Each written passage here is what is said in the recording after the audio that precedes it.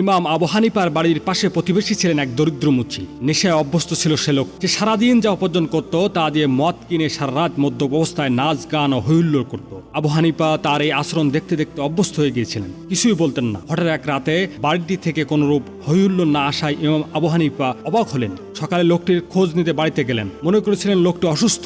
জানতে পারলেন লোকটির দৈনন্দিন আচরণে তার বাড়ির লোক ত্যক্ত বিরক্ত হয়ে প্রশাসকের কাছে নালিশ করেছে। এতে সৈন্যরা এসে তাকে আটক করে নিয়ে গেছে। ইমাম সাহেব একথা শুনে সরাসরি প্রশাসকের কাছে চলে গেলেন। প্রশাসক বললেন, আমার জন্য কি হুকুম হুজুর? বললেন, আমার প্রতিবেশী মুচিকে আপনার সৈন্যরা আটক করেছে। প্রশাসক বললেন, জি। ইমাম সাহেব বললেন, আপনি তাকে ছেড়ে দিন। প্রশাসক বললেন, ঠিক আছে হুজুর, আপনি বাড়ি চলে যান, তাকে ছেড়ে দেবো, সে বাড়ি চলে যাবে। হুজুর বললেন, না, এখনই ছাড়ুন, আমি তাকে সাথে নিয়ে যাব।